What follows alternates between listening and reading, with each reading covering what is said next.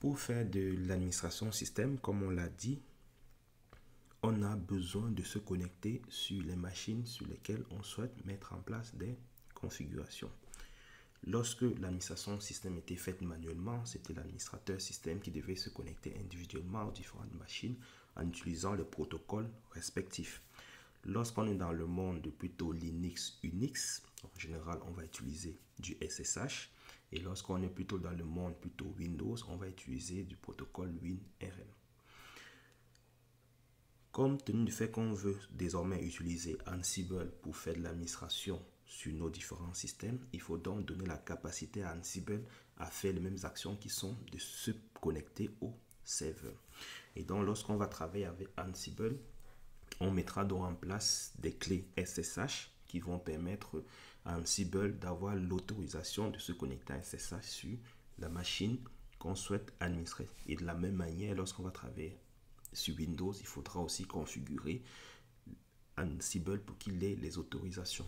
Bien évidemment, si vous êtes dans le monde SSH, il faut déjà autoriser à SSH de se connecter. Vous êtes dans le monde WinRM, il faut aussi autoriser.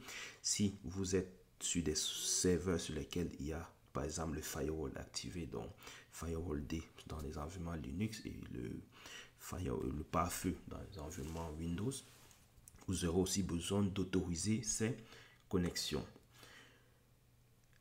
Ça implique donc que avant que Ansible n'arrive sur les machines en question, il y a un certain nombre de configurations qui doivent être déjà mises en place. Et donc, pour mettre en place ces configurations, il y a deux solutions.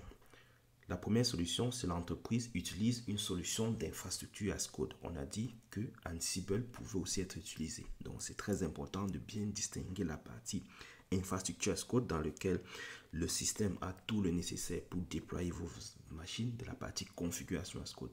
Ce cours sera beaucoup plus dédié à la partie configuration as code, mais Ansible peut aussi être utilisé pour faire de l'infrastructure as code. Et à ce moment, comme on l'a dit, si vous avez une solution d'infrastructure as code, ça peut être de l'Ansible, ça peut être du SaltStack, désormais Salt Project, ça peut être du Terraform. À ce moment, lorsque vous allez utiliser ces solutions, il faudra donc, en fonction que vous êtes sur un serveur Windows, faire la configuration du pare-feu, faire les autorisations WinRM, et de la même manière, si vous êtes plutôt en environnement plutôt Linux, Unix, il faudra aussi configurer la partie SSH avec la mise en place des certificats et autres.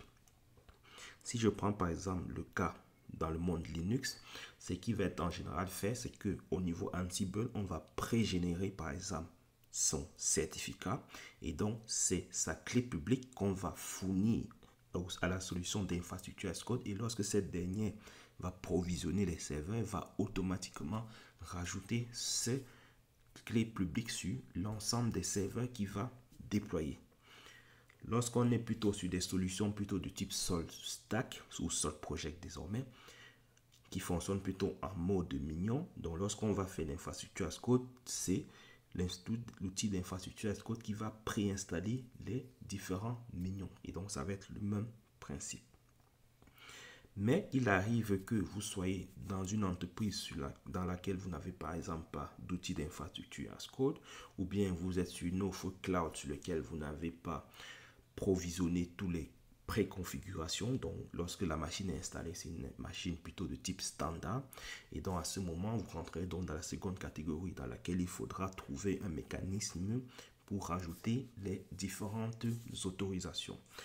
Dans ce genre de scénario, vous avez différents cas. Déjà, une chose qui est aussi très intéressante avec Ansible, c'est que si vous n'avez par exemple pas pu déployer par exemple la clé publique sur l'ensemble des serveurs avec votre solution d'infrastructure as code, vous avez la possibilité de créer une petite tâche avec Ansible dont le rôle sera uniquement de déployer la clé SSH sur l'ensemble des serveurs. Et ça, c'est une des choses qu'on verra aussi dans un TP, parce que certaines entreprises n'ont pas d'outils d'infrastructure as code, et donc avoir ce mécanisme où on peut configurer Ansible pour qu'il rajoute automatiquement nos clés, ça peut être un plus. Bien évidemment, lorsqu'il va vouloir rajouter, vu qu'il n'aura aucune configuration pour l'y autoriser, vous verrez qu'il y a quand même une action manuelle qui sera de manuellement autoriser Ansible à se connecter, peut-être en fournissant par exemple un compte et un mot de passe. Et donc, Ansible pourra, à partir de cela, déposer les éléments de configuration nécessaires à son bon fonctionnement. Donc, je vous invite à faire le TP dédié à la mise en place des certificats avec Ansible.